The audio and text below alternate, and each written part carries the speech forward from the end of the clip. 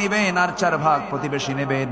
ঠিক আছে, এসে বলছেন স্ত্রী শোনো, এই যে 1 বোতল মধু আনছে, রাষ্ট্রের মধু ভাগাভাগি করে নিতে হবে, সমান ভাগে 5টা ভাগ করো, 1 অংশ আমাদের আর 4 অংশ হলো প্রতিবেশীর। এই কথা বলে তিনি মধুর বোতলটা তিনি হ্যান্ড ওভার করলেন স্ত্রীর কাছে। বলছেন স্ত্রী তুমি এটাকে ভাগ করো।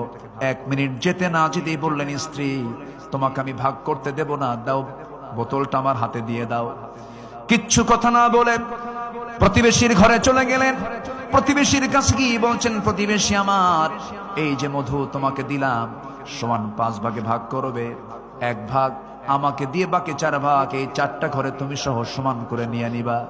তিনি তার অংশের মধুটুকু নিয়ে বউয়ের কাছে এসে বলছেন, বউ আমার, আমি তোমার কাছে একটু লজ্জা বোধ হচ্ছে, আমার তোমার কাছে মধুর বোতল দিয়েছিলাম আবার ফেরত নিয়েছিলাম, মন খারাপ হতেই পারে, কিন্তু আমি কি তোমাকে ট্রাস্ট করি, আমি তোমাকে বিশ্বাস করি, আমি রাষ্ট্র চালাই, তুমি আমার পরিবার চালাও, বাচ্চাদের রান্না বান্না করে দাও, বিশাল বড় খেদমত তুমি আমার পরিবারের জন্য করো, আমার সন্তানদের তুমি মা, আমি তোমাকে সম্মান করি, আল্লাহি তাল্লাহি বিল্লাহি আমি তোমাকে সন্দেহ করে গ্লাসটা মধুর বোতলটা হাতের ভিতর থেকে নিয়ে নেই নাই। নেওয়ার উদ্দেশ্য হলো মধুভাগের দায়িত্ব আমি তোমাকে না দিয়া প্রতিবেশীর হাতে জন্য দিয়েছি, কারণ মধু হলো তরল জিনিস, তুমি যখন এটাকে মাপতে যাবে, ভাগ করতে যাবে, যতই তুমি সমান ভাগে ভাগ করো না কেন, তরল মধু হওয়ার কারণে, লিকুইড হওয়ার কারণে কিছু মধু তোমার হাতে লেগে যাবে।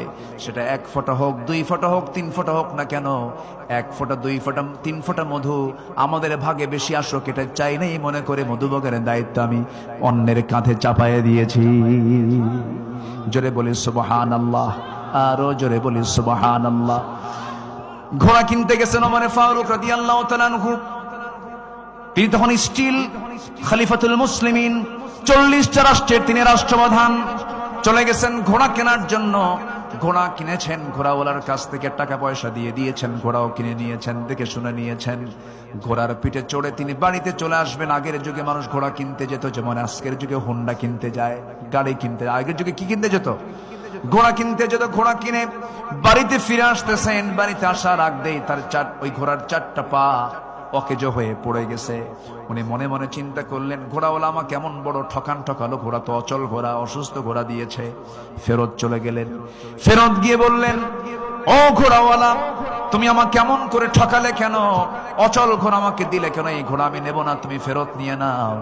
ঘোড়াওয়ালা বলছে, আমিরুল মুমিনিন, আমার জানা মতে আমি আপনাকে অচল ঘোড়া দেই নাই, আপনার কাছে চলে যাওয়ার পর ঘোড়া অচল হয়ে গেছে, অসুস্থ হয়ে পড়েছে।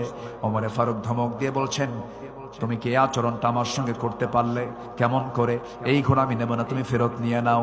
ঘোড়াওয়ালা মুস্কি হাসি মেরে বলছে, আমিরুল মুমিনিন, আমার কথাও ঠিক নাই, আপনার কথাও ঠিক নাই, আমি যতই তর্ক করব, আপনি যতই তর্ক করবেন, এখানে কোনো ফয়সালা আসবে না। চলুন, এই ঘোড়াটা ফেরত নেব কি ফেরত নেব না, এটার ফয়সালা আদালত করবে, কোর্ট করবে।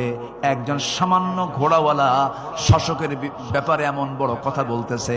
সেই দেশের বিচার, সেই দেশের আইনটা কত স্বাধীন ছিল, এর একমাত্র কারণ ছিল ওমর সমাজে চালু করেছিলেন কিসের বিধান।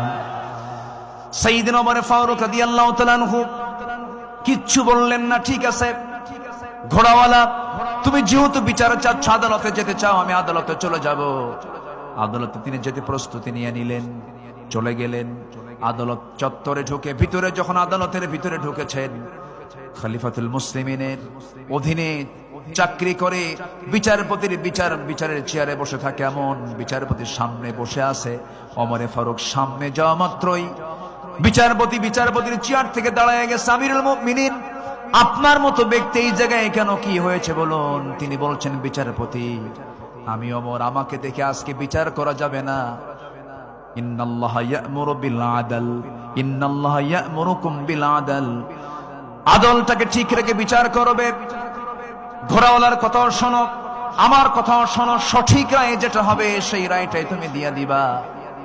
যখন বাদীর কথা শোনা হলো, ঘোড়াওয়ালার কথা শোনা হলো, ওমর ফারুকের কথাও শোনা হলো, দুজন কথাই তিনি শুনলেন। শোনার পর আস্তে করে ওই আদালতের চেয়ার থেকে বলতেছেন, আদালতের সেই বিচারপতি কাজী শুরাইহ ইবনুল হারিস আল কিন্দি রাহমাতুল্লাহ আলাইহি, তিনি বলছেন, আমিরুল মুমিনিন, আপনি আমারও খলিফা, আপনি ঘোড়াওয়ালারও খলিফা, আপনি অর্ধজাহানের খলিফা।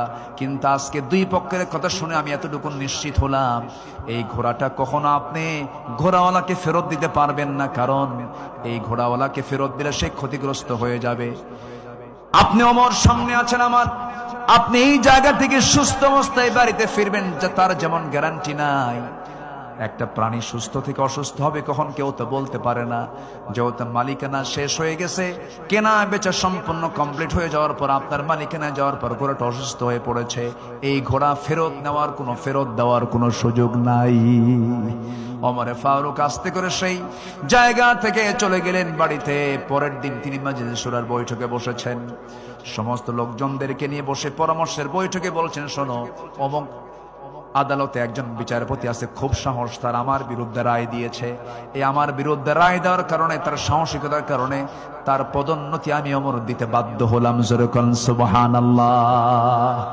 আমার বন্ধুগণ, আমার ভাইয়েরা, এটাই হচ্ছে আল্লাহর সামনে কিন্তু দাঁড়াতে হবে, আল্লাহর সামনে জবাবদিহিতার কাঠগড়ায় দাঁড়িয়ে জবাব দিতে হবে। এই অনুভূতি কারোর মধ্যে যদি থেকে যায়, সে বান্দার আদর্শ এমনই হতে পারে, এমনই হবে, এটাই স্বাভাবিক। নাম্বার 5 হলো, নবীর আদর্শের মধ্যে আমানতদারিতা ছিল, বিশ্বস্ততা ছিল। কি আমানতদার তিনি ছিলেন, কি পরিমাণ তার মধ্যে আমানত কাজ করত, আমানত রক্ষার ব্যাপারে খুব তিনি সজাগ ছিলেন।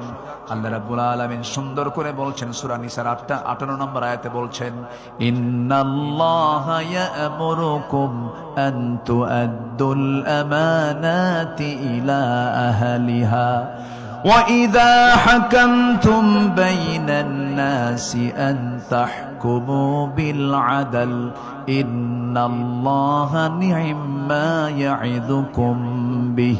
জোরে বলুন আল্লাহু আকবার। আমার বন্ধুগণ, কি আমানত তিনি শিখিয়েছেন সাহাবে কেরাম কি।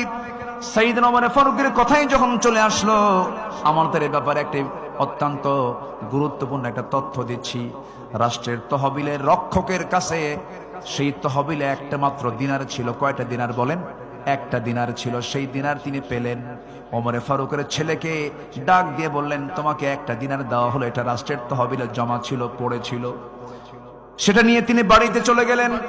ওমরে ফারুক দেখলেন তার ছেলের হাতে একটা দিনার। তিনি সেই রক্ষককে ডাক দিয়ে বললেন, তুমি এই জিনিসটা আমার ছেলেকে দিলে কেন? সঙ্গে সঙ্গে তিনি আবার তাকে ফেরত দেওয়ালেন। ফেরত দিয়ে তিনি বললেন, আমি কি কিয়ামতের দিন এই একটা দিনার নিয়ে উম্মতের বিরুদ্ধে অভিযোগের সম্মুখীন হব? এটা আমার প্রয়োজন নাই। একটা দিনারও আমি রাষ্ট্রের তহবিল আবার ফেরত দিয়ে দিলাম। আল্লাহু আকবার বলেন। এই দেশে বহু মন্ত্রী মন্ত্রণালয় চালিয়েছে। আপনার পাবনার একজন গর্বিত মন্ত্রী ছিলেন, শিল্পমন্ত্রী। জানেন তো? জানেন তো? শহীদ আল্লামা কে? মতিউর রহমান নিজামী রাহিমাহুল্লাহ। তার প্রত্যেকটা কথায় মুক্তর দানার মতো, মুক্তের সদৃশ কথা। একটা কথাও তার অতিরিক্ত অপ্রয়োজনীয় কথা আমি তার মুখ থেকে কখনো বের হতে দেখিনি, আমার চোখে পড়েনি। আল্লাহু আকবার বলেন।